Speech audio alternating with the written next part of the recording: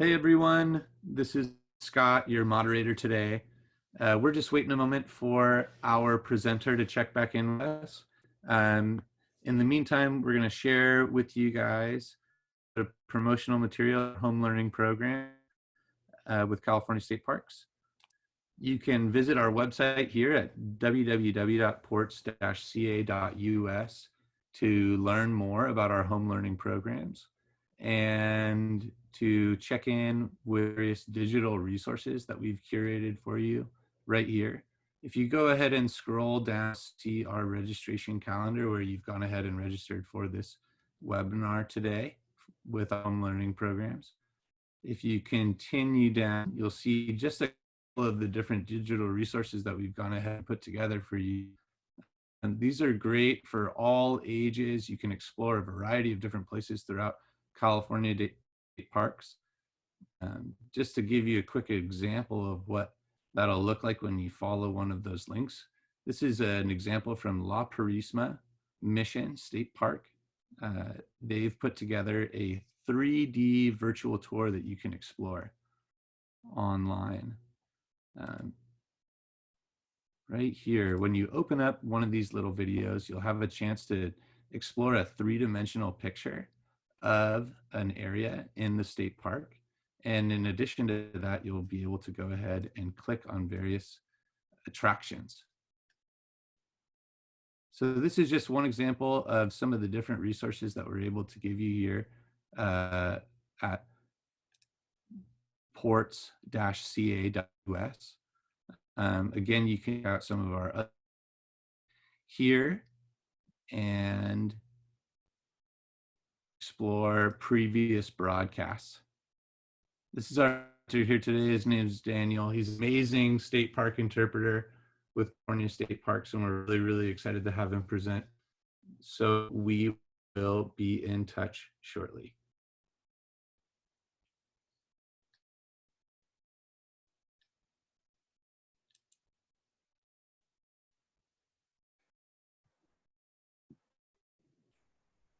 Well, I think when we now see where you are, we understand why you might be having some connection issues, but that is what an amazing opportunity for us. So everyone, be patient with us. Daniel has taken us literally on quite a floating treat of a program today. That's right. And let me know when we're ready to start. Are we beginning now? Take it away. Let's take the advantage of this cell reception you have. Excellent. All right. Well, welcome everyone. My name is Daniel and I'm a California State Park interpreter. And I'm proud to wear the patch. Let me bring that right on up to the camera. And the name of the park that we're in right now is Point Lobos State Natural Reserve. Here at Point Lobos, we protect both the land and the ocean. And before we kind of get around to things, I just would like to update you on state parks real quick and the status of California state parks. As of right now, our campgrounds are closed. And some parks are closed to car traffic. Our visitor centers and our public facing buildings are also closed to help prevent the spread of COVID-19, or COVID-19 with the coronavirus. You'll want to check our website at www.parks.ca.gov to get the latest updates. But if you do come to the parks, please practice social distancing. Keep at least 6 feet away from others so we can help prevent the spread of all of this. All right. With that kind of taken care of, what I'd like to do is take you for a journey, a kayak adventure in the water part of our park here. So let me show you where we are, everybody. And for those of you just tuning in, we are at Point Lobos State Natural Reserve, and we are on little screens and big fingers. There we go. Let's move our camera just a tiny bit to get that out of the way and check it out. We are on the Kelp Kayak, everyone, floating on the Pacific Ocean here. Oh, we do have a harbor seal off in the distance. We'll keep our camera over that way. But we don't want to get too close. There we go. All right. So on the Kelp Kayak we are, everybody, and what we're going to get a chance to do is explore a part of the reserve that not many people get a chance to see. All right, I'm going to flip our camera around and hopefully that will work just fine. Now what I'd like to do is take you for hopefully a very mellow kayak adventure. At the moment, the wind has calmed down. We've been getting a lot of wind from the south, which is always tough. So here we've got facing south right there, and right as I speak, we get this cool breeze from the south blowing right into our faces. The air temperature is quite lovely. It's about 71 degrees right here in the middle of Whalers Cove where we happen to be floating. And the water temperature is a little bit different. It's about 55 degrees, which is kind of warm for here. Now we're gonna paddle our kelp kayak right on over here. Sharp eyes might start to notice some wildlife standing on the kelp there.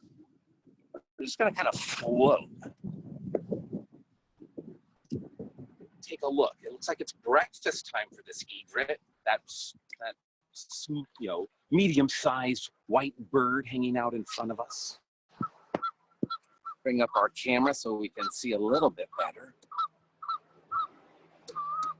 So this bird is standing on top of the kelp forest, and that's what we're floating on. Let's just take a quick look. Check that out.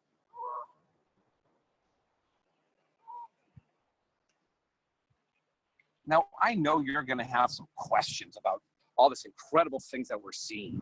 And what I'd like to do is go ahead and introduce you to this zone of Point Lobos, and then we'll open it up to questions a little bit later. So if you have some questions, please hold on to those questions. And if something pops in your brain, hold on to those as well, because you'll get a chance to ask those questions.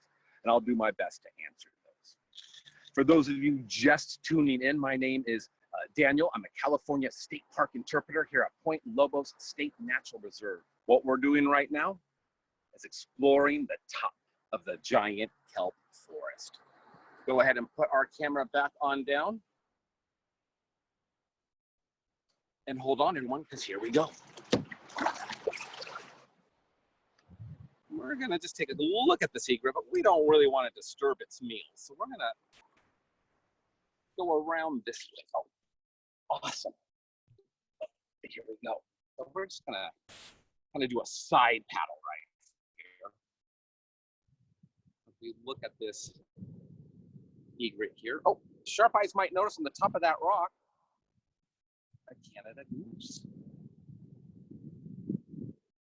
And they winter here.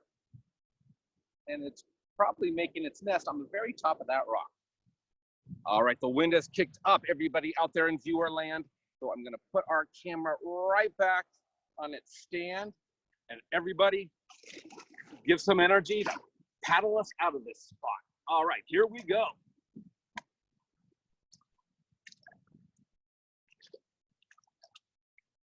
I feel like we're sneaking in this kayak journey right now because there is a big storm coming, and they say around 2 o'clock, this will all be raining and a little chilly as well. So here we are, Whalers Cove, here at Point Lobos,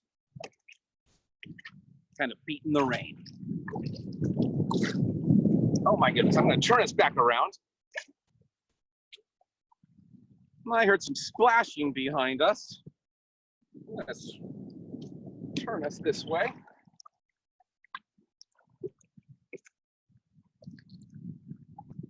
So where we are here at Point Lobos and the kelp forest, we're about 15 feet deep below us here. And there's a lot of life in this kelp forest that we're floating on. And let's just see if we can find anything right here. You can see we're moving, oh, sorry about those fingers. You can see that we're moving quite quickly. That is all wind pushing us. Let's just take a look at this giant kelp up close. Look at that. And when we call it giant, we really mean it. Look at this. It's just coming right out of the ocean here. I always like to take a look at the designs, the patterns on these kelp leaves. In fact, why don't you turn to the person next to you and share with them what this looks like to you? What does this remind you of? And I've had the fortunate experience of leading a lot of these adventures out here, and I've heard all kinds of really neat responses. Like it looks like a maze, or it looks like a brain, a fingerprint. So that's what the giant kelp looks like. Now, you may be looking at that and be thinking, whoa, Daniel said that was giant kelp, but it really looks like seaweed to me. You'd be right. Giant kelp is a type of seaweed. Seaweed's the big group, and kelp is a part of that. So we've got that giant brown kelp growing here and making a forest and sustaining life. But we also have some other types of giant kelp here too, which we'll seek out. I'll get a chance to share with you. All right. Now I did find something right on over there. I'm gonna hope that it's still over there. We're gonna paddle ourselves right back on over. Hold on.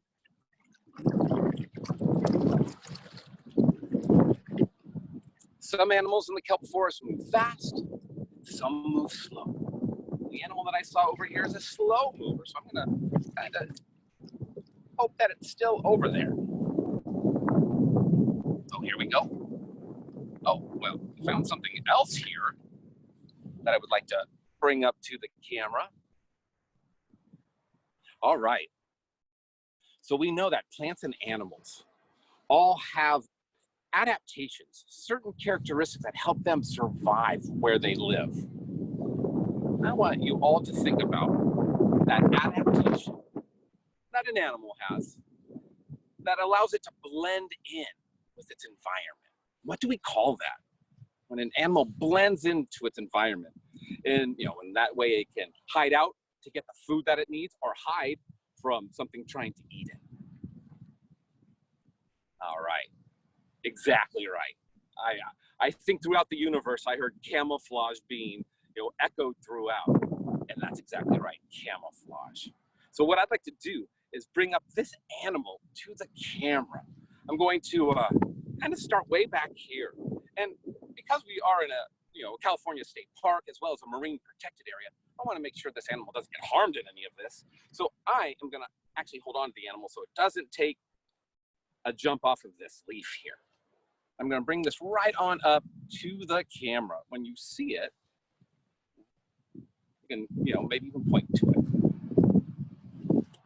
Just kind of going slowly. My hand is definitely helping because you can see it right above my index finger. There we have it. Look at that. Commonly, we call this a kelp bug, but it's known as a kelp isopod. And it's an herbivore in the kelp forest. Really, I think we should call it a kelpivore in the kelp forest because that's what it's eating, kelp, well, as well as other seaweeds. But it has a great camouflage. And it in turn is eaten by fish, small fish. In fact, there's a kind of a yellowish orange fish, maybe about this long, called the senorita. And the senorita feasts on these bugs right here. So, there's a complex web of food in our kelp forest. And just like that forest that we can see up here on land, let me go ahead and, just like that forest we can see up here on land is home and habitat to animals, so is this forest in the ocean. And we're going to keep our eyes open for some more wildlife that's here. In fact, I'm still looking for that slow-moving animal I saw just a little bit earlier. All right, so what's going to happen now is this kelp isopod is going right back home. Like I said, we're in a state park as well as a marine protected area. And what that marine protected area status means is that we don't collect anything. We don't fish, we don't hunt. Everything goes right back home, all right? So anything that we see today, if we get a chance to see it up close, we'll send it right back home when we're done. All right, so let's take a journey right on over here. Hold on, everyone. We're going straight into the wind. So take that, south wind. and I'm scanning the scene. And I encourage you to do that as well, because you never know what might swim by, what might fly by, what might just poke its head by.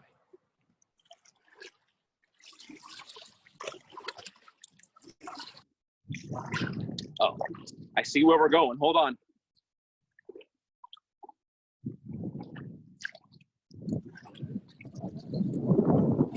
A little bit ago, when I was introducing the giant brown kelp that we looked at up close, I mentioned there was another type of giant kelp here called the bull kelp. Let's go check that out. The bull kelp, if it's up here, that means it's broken off from where it grows from the bottom of the ocean. Now, a question I have for you, and you can go ahead and just yell out the answer. What do trees have that keep them in place? And also, absorbs nutrients and water. That's right, roots. Giant kelp doesn't have roots, but it stays in place all the same. Let's just check it out right on over here. We're gonna park our kayak right here, everyone. And at the very bottom of giant kelp, there's something called a holdfast. And let me just show you real quick what it looks like. You may have seen these washed up on shore after big storms, if you live near the beach or if you like to visit the beach. And these are washed up on shore after big storms, and they're attached to a rock when they're alive. And it's called the holdfast. It's an anchor for the kelp. This attaches to a rock, and then the kelp itself goes up and out of it. And then big storms will cause it to break off or cause it to wash up on shore. So that gives you an idea of what's keeping the kelp attached to the bottom of the ocean. Something called a holdfast. All right, the time has come. I have to show you this giant bull kelp that's right here. I've been using that word giant freely, just using it all the time. Giant kelp, and that's because it is. A lot of you probably already know this answer of how tall giant kelp can get. And on average, it can get to be about 100 feet. All right, which is taller than any one of the trees we can see behind us here. All right, you asked for it. I'm gonna show you how tall giant kelp can get. If I can get to the bottom of this. All right, everyone. Here is the bottom of the stipe or the stem. It attaches to the holdfast like this. And my nature detective skills show me this has been chomped. Something bit this off and caused it to break off from its holdfast. Perhaps a sea urchin. So let's just see how, oh look, it's more bite marks. How big the giant kelp gets. And after this big wow, we're gonna open it up to questions. And you'll be able to ask your questions through the Q&A icon on your screen. Oh, look at this. Oh, we even got other seaweeds growing on this. This is starting to get a little bit heavy. Oh my goodness. Yeah, some more seaweed growing on it. My hand can't even reach around it. And then we've got the float here. This is how it kind of rises to the top to get the sunlight that it needs to photosynthesize. And then, remember that fingerprint-looking, brain-looking leaf we saw before? Well, here's what the leaves look like on the bull kelp. Smooth as can be, and kind of slimy too. Now, one thing I wish I could do is transmit the sense of touch right now, because if I could, what you would be feeling is something like cold, wet lasagna noodles that are a little bit slimy. That's what this feels like right here.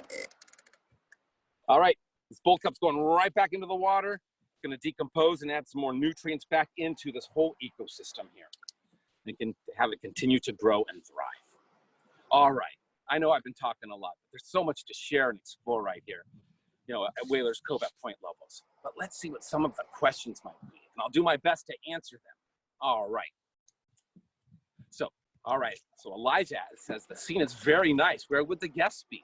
if they were there? They would be, oh, good question. They would be out on our trails. We have all kinds of trails here, as well as in the water. There's a couple of scuba divers actually who have come in today. Oh, I'm so glad you noticed the waterfall. That only happens after big storms, so that's very seasonal and something we don't get to see very much. In fact, the last time I saw it was last March, a whole year ago. So yeah, that's a waterfall. Special from all the rain that we've had. And Dawn wants to know, are there different types of kelp? And yes, we've seen the giant brown kelp right here floating in front of us, and then we saw the bull kelp, that big long one I just, kind of drug out of the ocean. And then there's some more kelps as well. Oh, check that out. All right, we've got giant feather boa kelp right here. So that's our third type of giant kelp that we have here. Do birds eat the kelp? Some birds may eat the kelp, but what I've really noticed is they kind of rifle through it to find food that they want. I've also noticed that they'll use some of the kelp in their nests. So they might chomp on it a little bit, but I haven't really seen them feasting on it like I have, some other animals. All right, and Lily would like to know, what's the difference between a park ranger and an interpreter? Well, they're really one and the same. And it depends on where you work and how the system defines it. But an interpreter is a type of ranger that handles a lot of the education parts of the job and leads school groups and leads walks and conveys the information and tells the story of the park. And a park ranger does that too, but they also handle law enforcement parts of the job, which here in California State Parks, the interpreter handles more of the education aspect, and the park ranger, while they can handle education, they also handle the law enforcement part. Oh, Cody asks that wonderful question of what my favorite animal is. And I'll tell you, learning so much about the kelp forest, I find that there's all kinds of incredible animals out there. And so one of my favorite animals happens to be, the harbor seal. And I'm searching for one now that maybe will swim by. But they live here year round. They depend upon the kelp forest. And coming up real soon, we're going to get a chance to watch them come up on the beaches and care for their babies every April and May. That's what happens here at Point Lobos. And Alexandria wants to know how many types of kelp there are. And I know that we have 3 here. And worldwide, I believe there's over 100 different types of kelps. Cody, the name of our cove that we're in is called Whalers Cove. And that's an old term for people who used to hunt whales. That doesn't happen anymore here, but it used to happen in the late 1800s. And Megan asks a very great question of, what kelp do sea otters and seals prefer? Well, just from observing them, my guess is that the sea otter really prefers the giant kelp that grows here, because where we see the sea otters living, we'll see the giant kelp growing. So they can wrap themselves up in this kelp so they don't float off. When mama needs to go find food for her and baby, she'll wrap baby up in the kelp so baby won't float off. Because you'll recall that the kelp is attached to that holdfast at the bottom of the ocean. So it's like a big long string, or a, kind of a slimy, elastic babysitter in a way that, she can wrap her baby in and go find food and come back. And Jacob is asking, what oceans do bull kelp grow in? And they grow in the Pacific Ocean, as well as off the coast of some seas off the coast of Australia and New Zealand as well.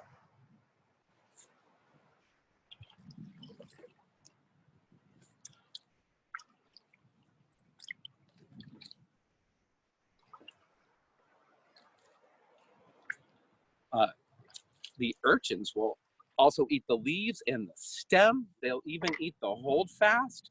So the urchins have a voracious appetite. And something that helps keep them in, in balance with their population is the sea otter.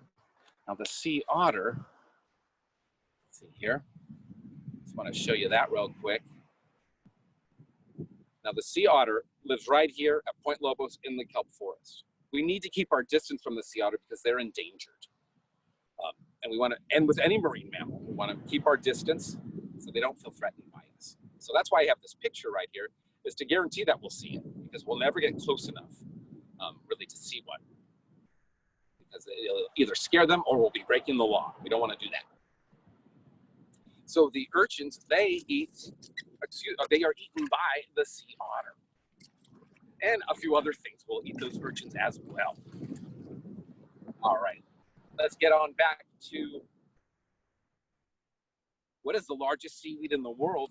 Well, the giant kelp and the bull kelp are the largest seaweeds in the world, the ones that grow right here. And again, they grow throughout our planet, in a couple other places, off the coast of Chile, Australia, South Africa, and here. And an anonymous attendee wants to know how many species live in the kelp forest. Well, what we do know is that there are about 1,000 different species of animals depend upon the kelp forest for some part of their life. So it could be where they get food, where they live, where they migrate through, but about 1,000 different species depend upon the kelp forest. All right, and as I answer these questions, let me switch the camera. It's much more exciting. There we go.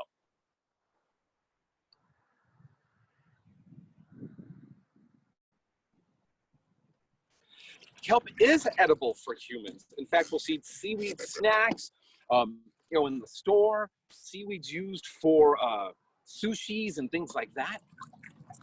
This kelp right here, humans have realized that the slime has a use, and it's mixed in products that help ingredients stick together. So like toothpaste and salad dressing, sometimes we'll have kelp slime. It has a different name, algin or carrageenan are some names for kelp slime, but it helps ingredients stick together. And one of the biggest products that has kelp slime in it is ice cream. You heard me right. Algin is found in a lot of ice creams. So when the creams and milks blend together with the flavors, when you scoop it up, it all sticks together. That's what kelp slime does. It solidifies ingredients. And kelp can grow to be about 100 feet tall, give or take a foot or two. Oh, right here at Point Lobos, we've got 3 types of trees that you can see up on land. So you can impress your friends with knowing all the different types of trees that grow here. Monterey cypress, Monterey pine, and coast live oak. Pine, cypress, and oak. Those are the types of trees that we have here. Thank you for asking that, Lisa. And Dawn asked, how many people work at the park? Well, there's a handful of folks that work at our entrance kiosk, and then we have about 4 rangers and lifeguards that are here as well. And we have a real great maintenance crew of about 3 to 4 people that help keep our buildings clean and our bathrooms clean and things working. We have a trail crew that also helps our trails be safe and passable. So all in all, there's about 25 to 30 people that work here at any given time. But one of the major workers here are our volunteers. We have about 300 volunteers here at Point Lobos that do a variety of different things, from doing things like answering questions and leading groups to our visitors, to working in our museums and all kinds of other things. Oh, all right. Check this out. Our next wildlife sighting. I'm going to bring this right on up to the camera.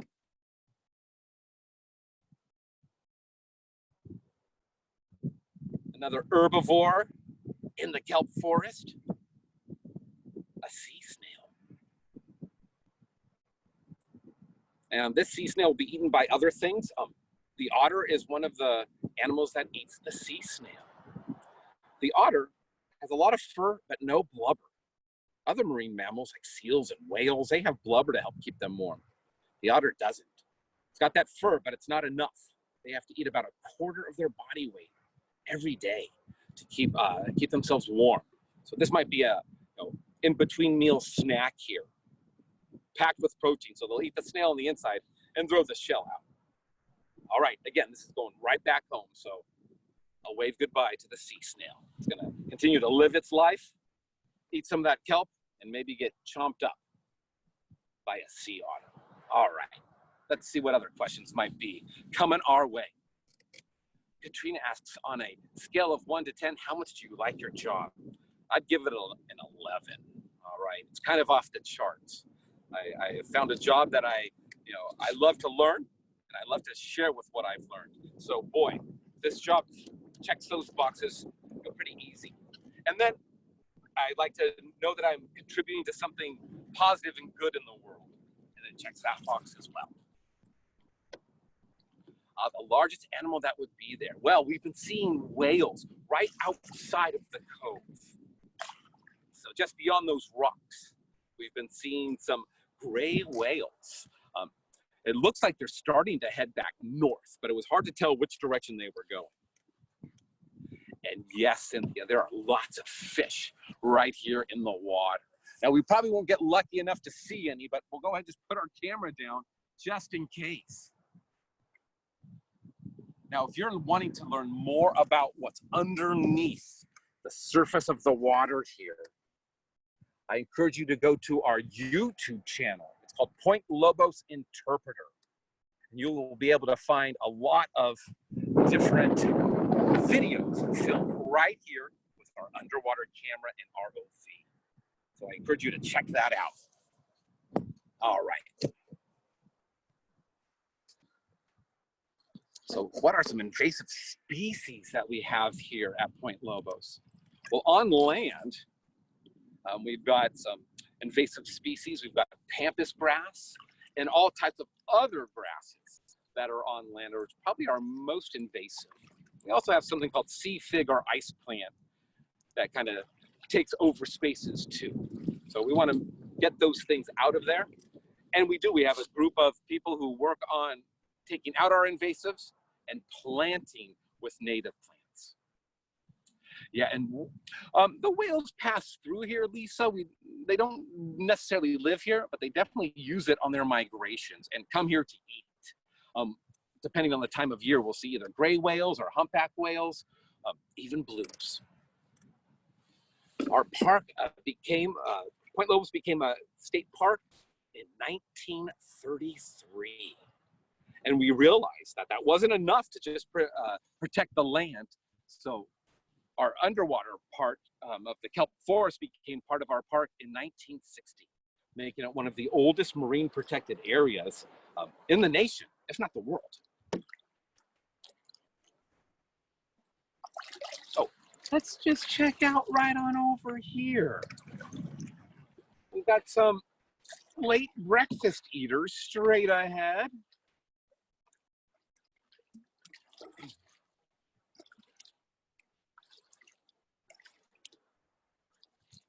We've got the western gull kind of floating around, maybe looking for things.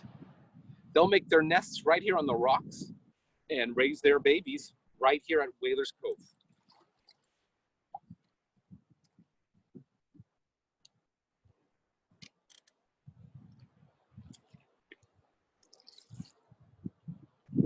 Well, some of the birds that live here in the area are these western gulls that we're seeing.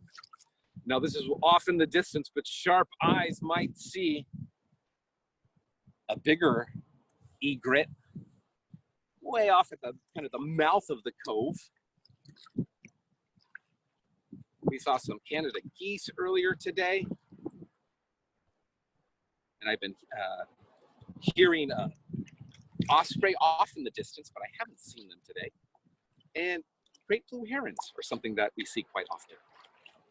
Great question. Lots of different types of birds that live here and also migrate through here. Point Lobos is one of those special places that's been protected for such a long time that it's an incredible place to see wildlife. Can you stretch kelp? well, you can't really stretch it. It's kind of tough, you know, so you'll see that it doesn't really pull apart. Oh, wow, look at all those kelp bugs or kelp isopods crawling all over, teeming with life. Yeah, the harbor seals will definitely duck into the kelp forest to evade predators, but also to look for their own food. They eat a lot of the fish that are in here. They'll even eat octopus. So the harbor seal has a veritable smorgasbord of options here to chow down on. My favorite activity to do in the area, I love to kayak and hike and learn more about the wildlife that is here and how things work together.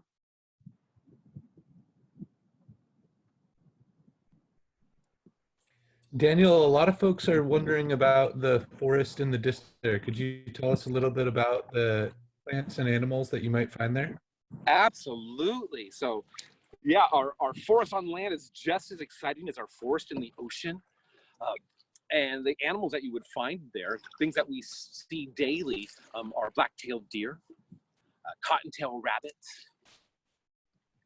You'll see all kinds of bird life. And then there's also coyote and foxes, even bobcat and mountain lion will pass on through here. We don't have any bears. If you're wondering about bears, they're not here in Point Lobos, but they are nearby.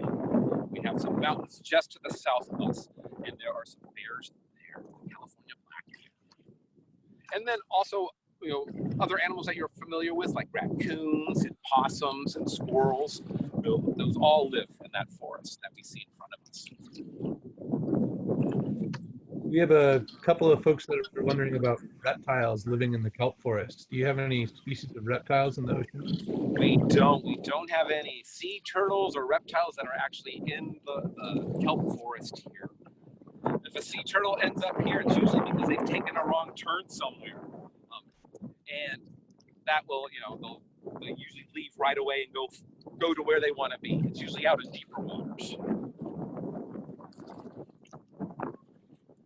How many visitors do you have to Lobos each year? Gosh, each year somewhere in between 750,000 and 1 million visitors every year come to Point Lobos. It's a place that's definitely been discovered not only by California, but by the world. So we'll see people from different states and different countries every day.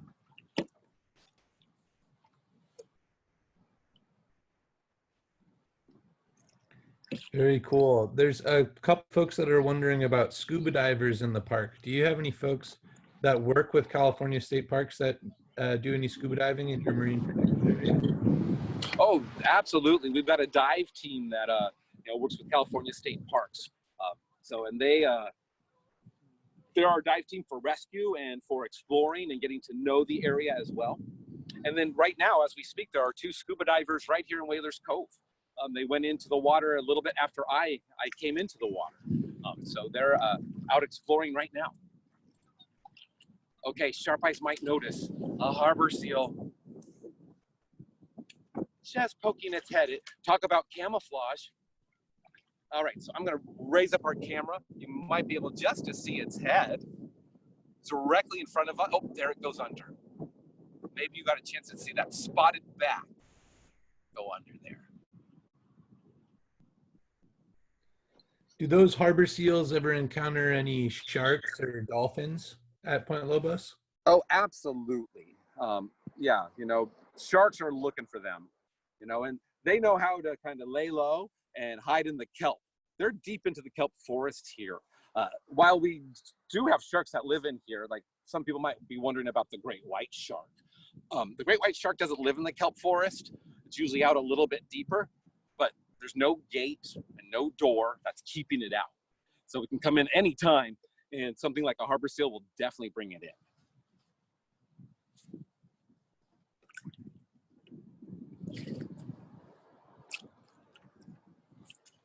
I've got a question about multiple kelp plants growing from the same holdfast. It will all be the same type of kelp growing from the holdfast. So if it's a bull kelp holdfast, it's going to be just the bull kelp growing from it.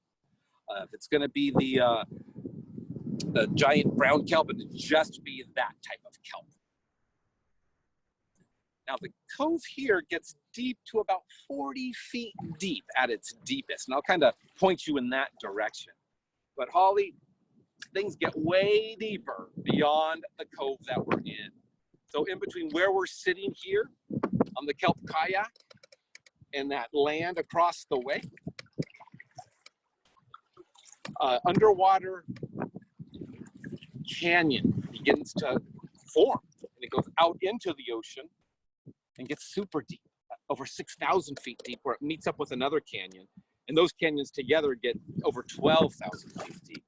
So over 2 miles deep, way out that way, Whalers Cove, about 40 feet deep, in between here and the land, a couple of 100 feet deep.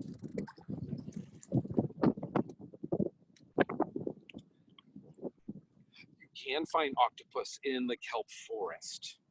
We certainly do have them in here.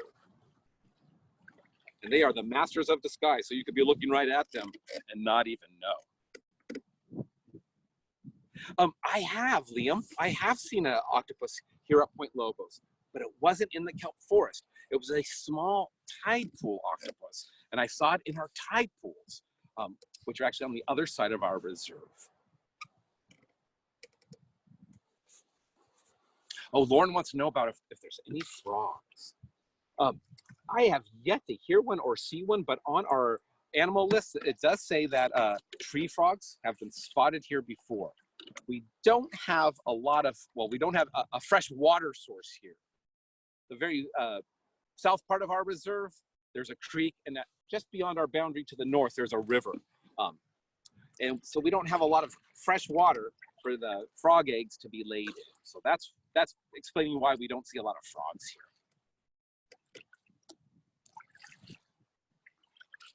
Oh, the food chain, like we were talking about earlier, it's more of a web, and so we have we have the producers being the kelps and the seaweeds, and then we have the herbivores eating that, and then the carnivores eating those herbivores, and it's a complex web more than it is a chain.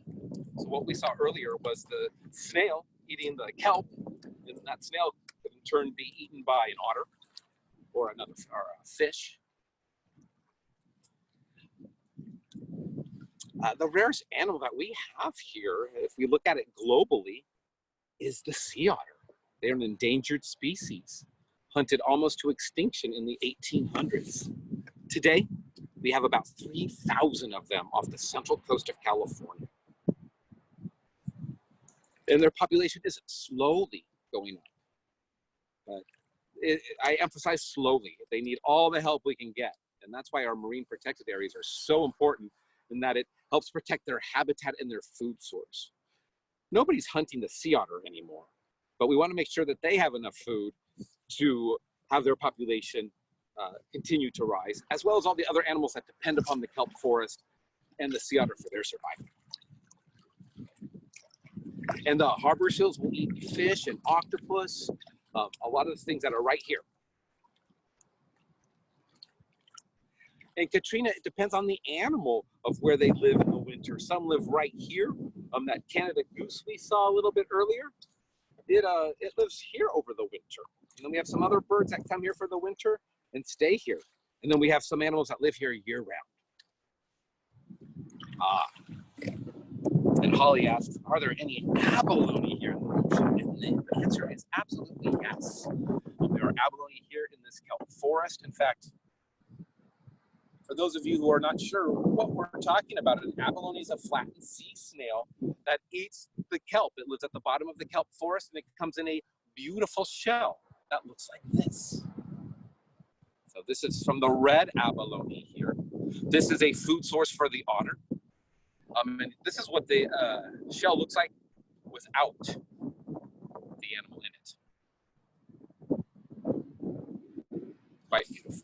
So here at Point Lobos, there's a lot of things that are protected, and a place that we can experience this wildness in a natural state. At Point Lobos, for those of you who've tuned in a little bit later, we're located on the central coast of California, and we're one of 280 California state parks. And I want to thank everyone for coming in and going along on this adventure right now.